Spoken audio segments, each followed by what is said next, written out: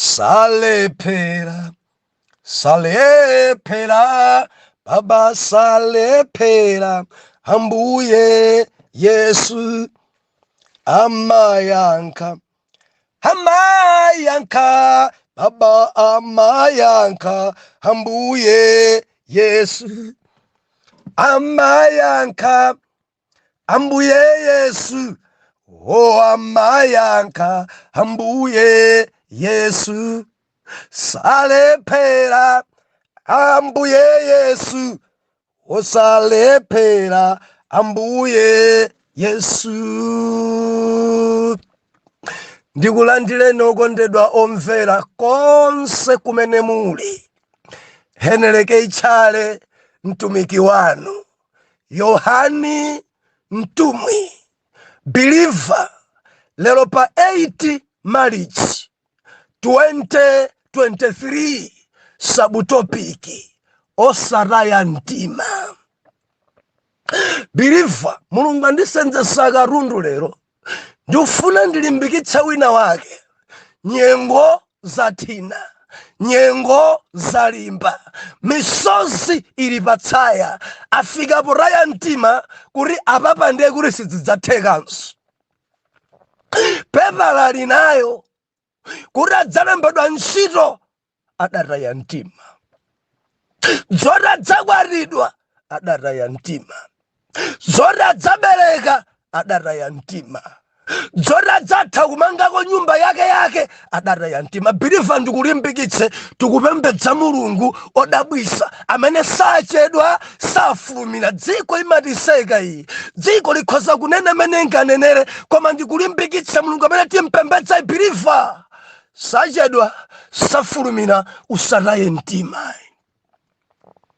Tikupitiriza kufukula kusanthula buku la Yohani. Believer, buku iyi njodzadza ndi minomfu. Buku iyi timanena kuti ndi buku yoti ife tiyenda ndi ndidi, tiyenda ndi ndidi. Dzulo timakambirana kwambiri kunena kuti ubwino wakukhala mwana. Sitikukamba kukhala munthu chabe, kungokhala cholengedwa. Believer, mudziwa mpiri ncholengedwa basi. Kureku umakhala mwana ukavomereza Yesu, umakhala mwana ukalandira Yesu, umakhala mwana wa nyumba ya Mulungu pamene wavomereza Yesu kukhala mbuye ndi mpulumutsi wa moyo. Kureku kudziko kuno kuli chipembedzo chimene chimanyoza Yesu, adzamvomera tsiku lina, adzachita manyazi tsiku lina. Kuvomereza Yesu kuti ndi ambuye, kumulandira Yesu pompo masandulika kukhala mwana wa Mulungu, wa nyumba wa Mulungu. Katundu yense amene akuoneka ku dziko ingwa atate wathu.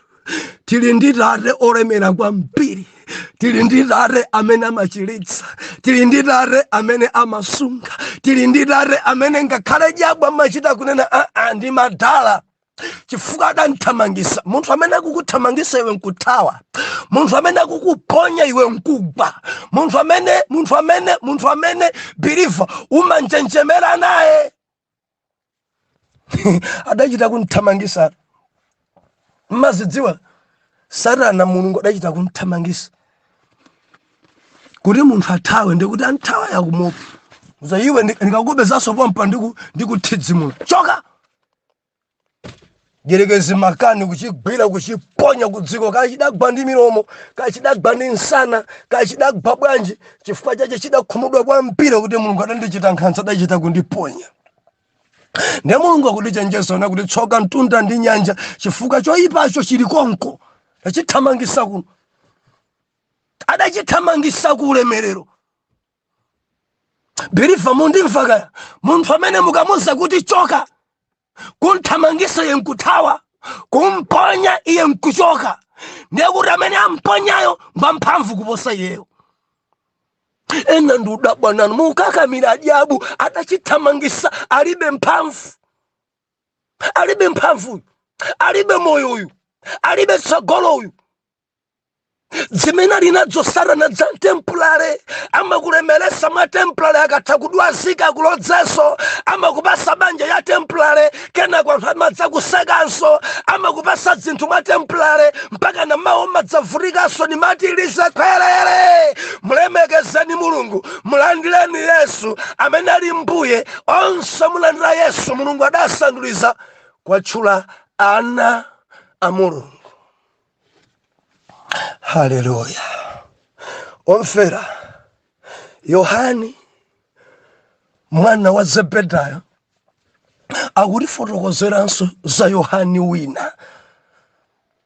Yohani amene anthu amazunguzika naye samadziwa bwinobwino, olo bambo ake ena sandziwa, mayi ake samandziwa Yohani uyu. Nde m'buku madamulemba kuti Yohani Mbatizi, endi sakulemba dzina la bambo ake kuti Yohani wakuti, angulemba kuti Yohani Mbatizi. Lero mwa zifundo za Ambuye biliva bambo ake lero tindziwa endi timfukula. Kodi amene bambo ake ndani? Mayi ake amene ndani? Adachokera pari Yohani Mbatizi? Adamtuma ndani? Adabwera pa chifukwa chanji? Adali ni mission yanji? Mundilole kuti lero timuyamba adabwera ba mawa tidzaone utumiki wake. Adatumikira bwanji komanso adasamuka bwanji pa dziko pano. Masiku yawawa tifuna tifukule Yohani Mbatizi. Buku la Yohani chapter number 1 verse number 6 aunena kuti umboni wa Yohani Mbatizi. Endimene kulembera Yohani mwana wa Zebedayo akufika pa point yeniyo. Koma Yohani amandidalitsa bwanji. Koma mundilole kuti pofuna kudziwa zambiri za Yohani ameneyi muone mmene adalembera Luka ana Mulungu. Luka chapter number 1 ndipo nkuluja kuyamba ndi mmene adabwerera ku dziko kuno. Adabadwa bwanji, zidakhala bwanji kuti Yohaniyo abadwe. Oh, haleluya. Pali mino futu kwambiri kondaomvera. Tili pamenepo lero. Kodi adapezeka bwanji Yohani? Adabadwa bwanji Yohani? Luka kumfotokoza bwinobwino zidakhala motere chapter 1 verse number 5 aneneratu zakubadwa kwa Yohani. Believer Osataya Mtima. Mansanga ni mafuna ndinene chinthu ichi. Yohani Mbatizi ndi mwana wa bambo Zakariya. Mori akanathalimba kuti Yohani Zakariya.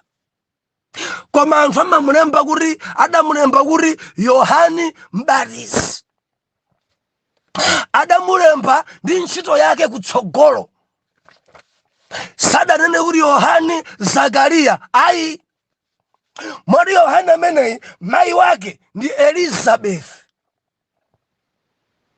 Banja limene la bambo Zakariya ndi Elizabeth adakwatirana anthu awa adatsikana.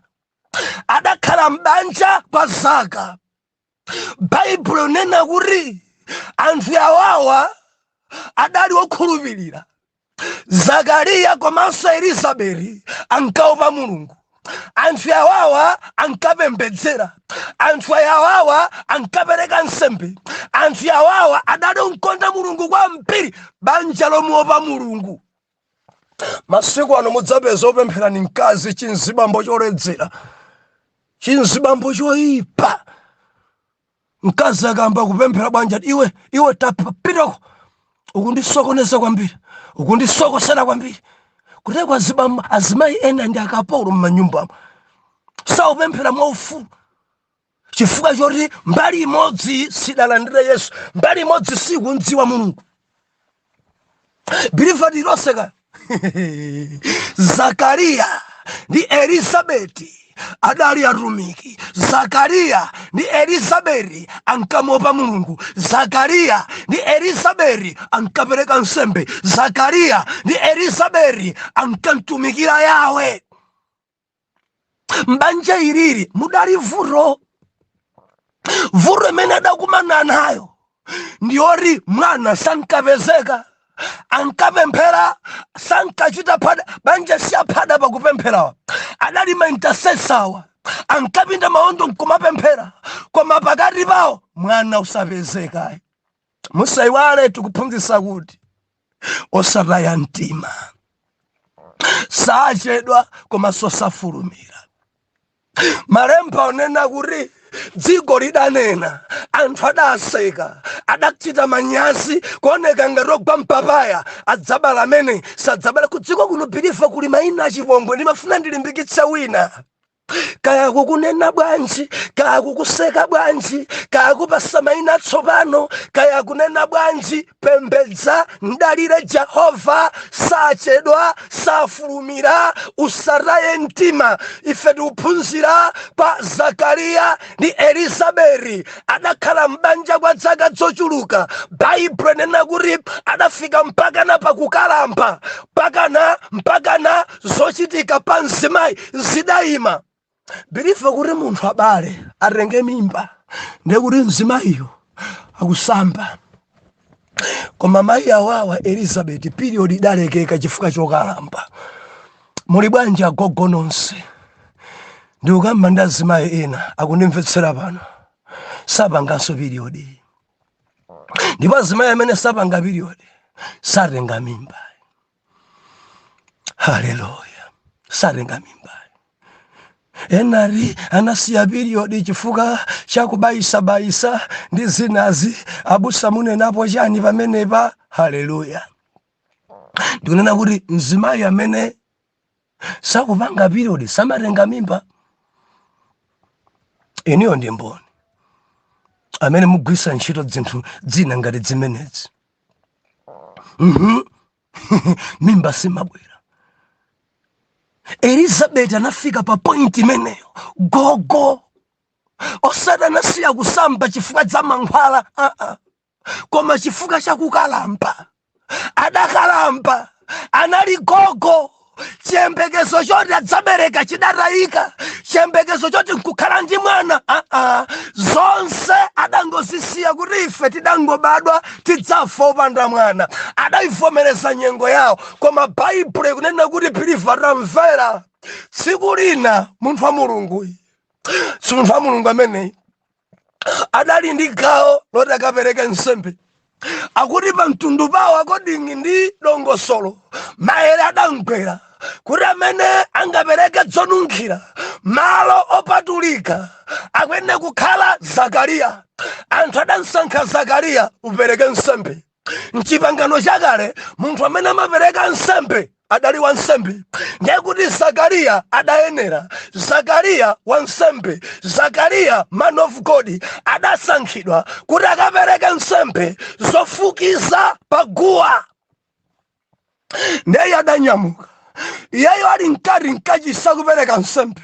Akupereka nsembe. Baibulo inena kuti anthu onse adali chani adali panja. Biliva mchipangano chakale mundimvaka kuti munthu akapereke nsembe nabwerako ndi moyo ndiye kuti munthu yongoyera. Chifukwa malo aja opatulika kumene kudali likasa, kumene kudali miyala, malamulo, malo amene chakungolowa munthu achideso amafa konko. Kunguyandikira likasa uli wokuda uli wauchimo umafa. Anthu adaunguza pa mtundupo. Anthu adayang'ana pa fuko lawo nkunena kuti amene akuoneka wangwiro amene angatiperekera nsembe ndi uyuyu. Tidonse mwana Mulungu. Ush. Haleluya.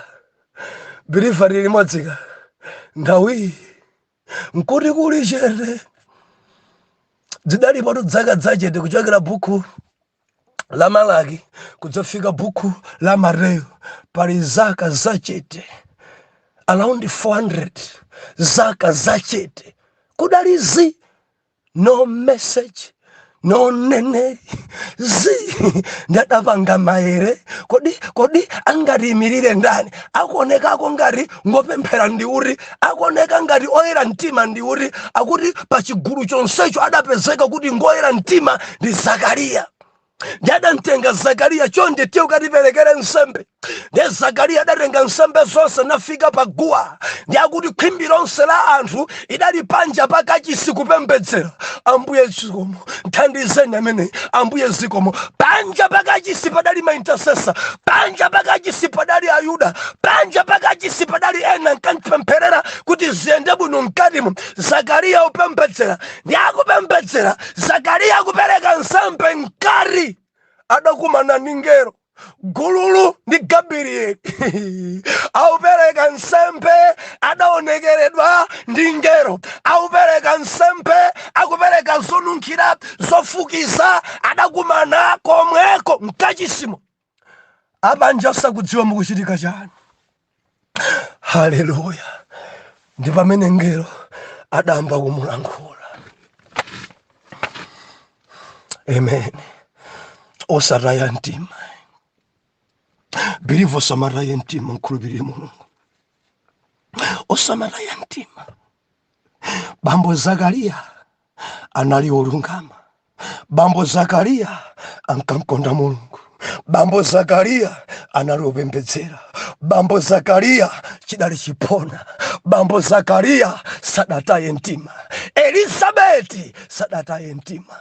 Adakhalabe oyera. Mudziwa ambiri chifukwa cha mavuto adasiya kukhala oyera. Ena nkapembedzera koma chifukwa cha kulimba kwa nyengo adadzisiya. Anali okhulupirika kwambiri 2020. Ankabwera mapiri 2020. Anthu nkumati intercessor uyu 2020. Pano chifukwa chakuti zimene adapembedzerazo sizidayankhidwe adaufoka. Adadzisiya. Sakupempheranso. Olopogona sakupempheranso. Usiku sakupempheranso. Pano likuchalitsa amatha kujomba. Endi sadandaula. Amatha kujomba. Bwanja tabasi pali programu ine yake lelolo pa TV. Edi kujomba kuchali chifukwa cha programu pa TV. Ndifuna ndionele mpira si mpira uchalichi. Ndifuna ndionele zakuti si mpira mzefwaja adaraya mtima. Mamuna amene ankampembedzera uja sakusintha. Aramba kumpembedzera mpamene adaonjezera zibwenzi. Aramba kumpembedzera mpamene sakugonanso nyumba akugona kwa eni. Zotsatira zake adaraya mtima. Pano sakupembedzeranso. Pano si mainso wachigwirizano. Pano zimene yaganisa afuna abwezere. Pamene mamuna aja akupita kumanja iye azipita kumanzere. Mamuna aja akamagonana ndi ena iyenso apita akagonedwa ndi ena. Adaraya mtima. Ndimafuna ndikulimbikitse osataya mtima imanjiyo onga Zakariya ndi Elizabeti. Akupereka nsembe ngero adaonekera. Ndiakumuzana kuti Zakariya atero Yehova kuti mkazi wako adzayima nadzakuberekera iwe mwana wa mamuna. Oh haleluya. Oh haleluya. Ndi dzina lachi mwana wa mamunayo udzamutchula Yohani. Mayina ochokera kumwamba. A Yohani nonse muli bwanji? Mr. John, abambwa John, abwana John muli bwa. Mayina ochokera kumwamba. Mayina otchulidwa ngero. Mayina amene mudzadzi mayina dzina anadzikuvutitsa kwambiri dzimayina. Mpofuna kupafukula apa koma lero sindiri kumeneko. Bible inena kuti akupereka nsembe Zakariya adamba kumpidzinga ndi mafunso ngero. Zimene ukunena zidzatheka bwanji? Iwe mkazi wanga kusamba daleka. Si mkazi wanga yekha inenso ndakalamba. Zimene ukunena zinzosachitika. Nchichewa china Zakariya nkamuza ngelo kunena kuti ngakhale ine mmangogona nyumbamu sindinenso nyamara. Nimangokhala naye Elizabeti period adaleka. Inenso ngati nzibambo mphamvu zanga za bambo zidatha. Sindi kupanga kalikonse utanthauza chani. Ndakalamba. Haleluya. Zibambo ema ndidalisa adavomereza kuti akalamba. Mudzaza zibambo zambiri zikuonongeka kuchoka misana sizikuvomereza zakalamba ya. Amafuna khabe ngati kanyamata ka zaka 30. Sili mwamba nazo kudwala. nthawi yanu idadusa siyani nthawi ino nja ena ndala ngati sinu matala ino ena kwamonika matala muli bwanji samalolanso agogo muli bwanji amikanaso dzina la gogo aine sine gogo ya gogo kwa mamako amanyosa kwa mpiri chinzimu cha kumidima munthu uli ndi zidzukulu siwe gogo ya mutu mumulimpe siwe gogo ya bwanji ukuyenda ndodo nsana wachoka siwe gogo ye kodi simmadziwa kukalamba ndi ulemerero pano muukana sindakalambe uzinditchula asisi inu ndinu asisi inu mukamafuna tchula asisi inu agogo mwakana mufuna muchite chani muli saisi anu amama bwanji mukuchita ngati ntsikana bwanji mukuvala ngati ntsikana bwanji mukupanga ngati ana ndinu wamkulu vomerezani Zakariya kumuwuza ngelo ndakalamba ine dzitheka bwanji ndakalamba ndemudzaimira ngela kumusa foti wakayikira ukuoneka ngati suku ndimvesesa andituma ingwa mphamvu zonse kuti ndikudziwisa chimenechi endi ndayale mwachi adalemba choncho kuti mwana udzampesa muukalamba wayamba ukayikira ukulankhula zako tamvera kuyambira pano sudzathanso kulankhula udzakhala ungonena ndi masaini kuyambira tsopano lilime lako lamangidwa sulankhulanso kenako ngelo adanchokera anthu ajadada bwapanja paja nthawi yonse Zakariya auperekabe nsembe zomwe zija osadziwa kuti akumana nazo mukachisi mwansanga kwambiri biliva tamvera Baibulo ikunena kuti adatuluka Zakariya mkachisi anthu ajadalulutira aruluka nanga simalo ajangopya ngopatulika wina sankangulowa kuti tikamona kutani kuopa kufa chifukwa ena adali banjaja ndi aphada kungolowamo iwo akadamwalira pamaso pa Mulungu adatuluka anthu adasangalala Zakariya atiperekera nsembe mayenda bwanji kumeneko amone pakamwa kuyasamula koma voice palibe analowa akapereka nsembe akulankhula pamene nkatulukamo kulankhula kudalekeka masaini ayambika mayenda bwanji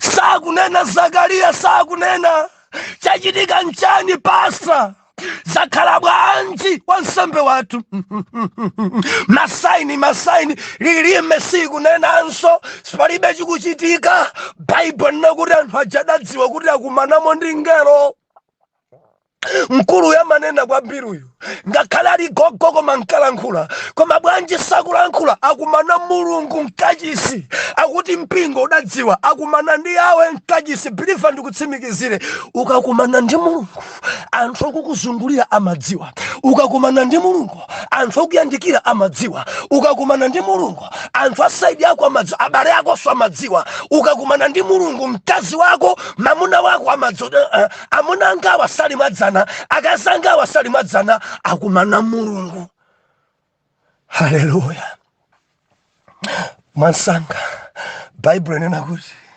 mayi aja oh haleluya mwakulankhula kwa Mulungu adakhala woyembekezera ndekuti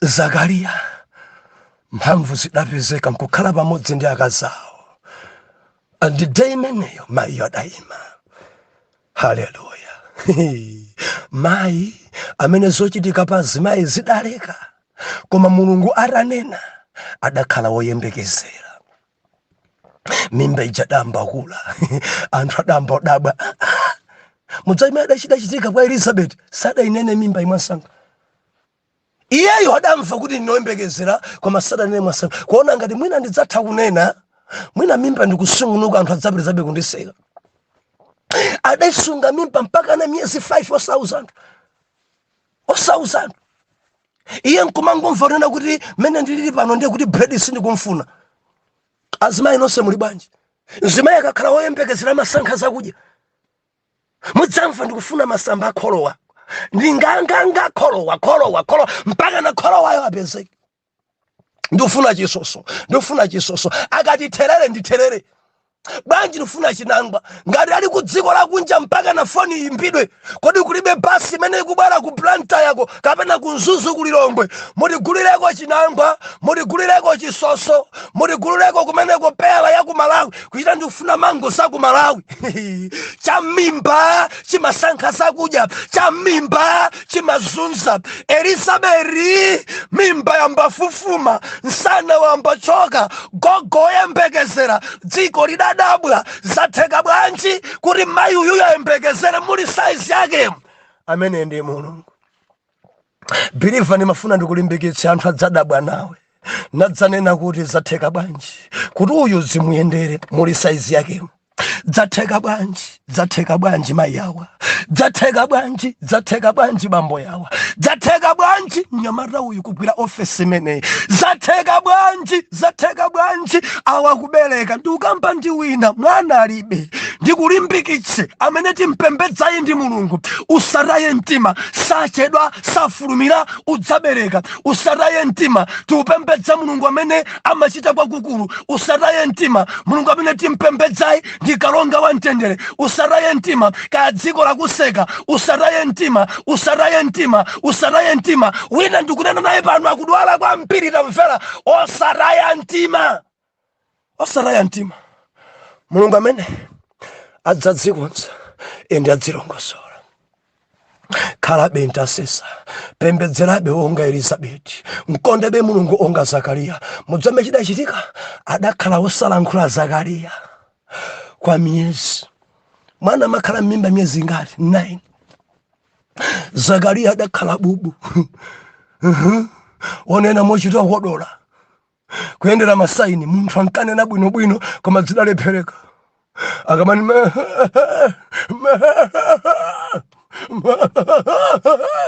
munthu ankanena bwinobwino akumana ngelo. Mkazi kuyembekezera mwezi 1, mwezi 2, mwezi 3, mwezi 4. Madala wakunena kukanika angwendera masaini. Believer ramverani akuri adabereka Elisabeti. Abale adabwera kudzamuona mwanayi. Mundifa mwana Mulungu chifukwa choti dzina adaberekedwa kale. Elisabeti ndi Zakariya adamvana, adamuuziratu mkazi wake, mwana amene udzabereke, mwana amene dzina chadzakhala Yohane, chifukwa mwana amene adzakhala munthu wamkulu kwambiri pamaso pa Mulungu. Ndipo adachenjezedwa kunena kuti chonde osayerekeza musamalire. Endi mwana amene akuti sadzamwa vinyo kapena kachaso. Ena mana kuti Mowa sadalembe m'Baibulo. Inu apa uchita kunena kumuuza ngelo rwa kumuuza Zakariya mwana amene sadzamwa vinyo komanso kachaso. Kachaso ndija zimene mumamwazo zoledzeresa. Akuti chifukwa chakuti adzakhala odzozedwa wa Mulungu komanso mzimwera adzamtsogolera. Ameneyi vinyo sadzamwa, kachaso sadzamwa. Meaning arumika Mulungu, anthu opemphera samwa kachaso. Anena choncho buku la Luka muwerenge chapter 1.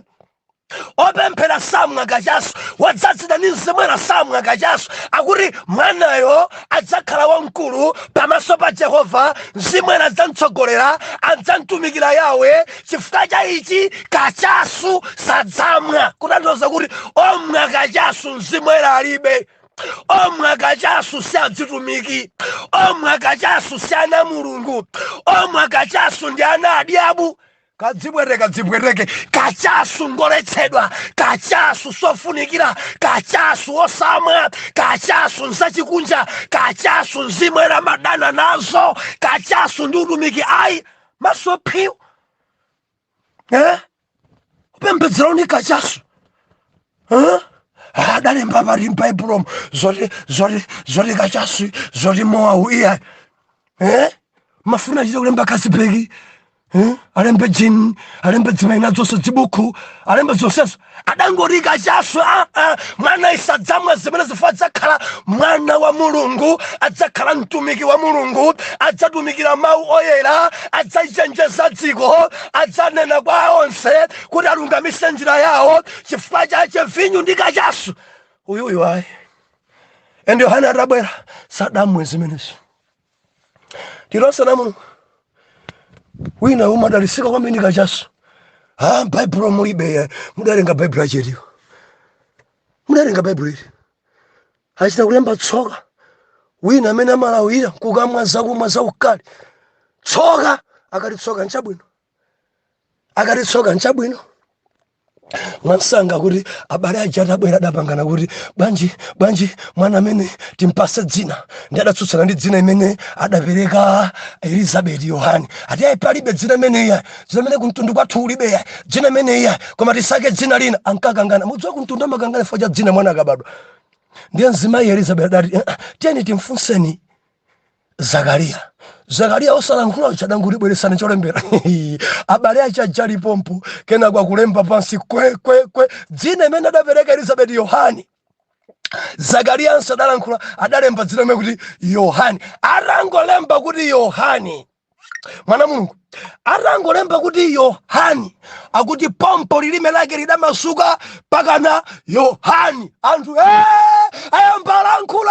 ayambalankhula Zakariya akulankhula Zakariya pompo lilime damasuka Yohani mwana amene ndi Yohani ndiyakwauza abale anga mwanayi uyu mba Mulungu mwanayi ndi mtumiki uyu dzina loti muntchule kuti chimtengo iyayi ndi Yohani adanena ngero maina mbuyanuwa iyayi uyu ndi Yohani uyu nthawi yapano imathamanga kwa mpiripirifa usaraye mtima ndi ukamba ndi wina dzako dzauma usaraye mtima ndikunena ndi wina kukunyoza usaraye mtima Mulungu amene sachedwa safumira chitsanzo Elizabeth wokalamba adakhala ni mimba ndi kubereka inunso osataya mtima mukwatidwa mulembedwa ntchito mudzabereka muchira mudzalowa muofesi mupambana inonse mukugwadwa iyayi tikumananso mawa bwanji fati kupitiriza nkhani ya Yohani Mbatizi mwana wa Zakariya mayi ake Elizabeth atate tithandizeni tisataye mtima zathu zidzayenda m'dzina la Yesu amen and amen.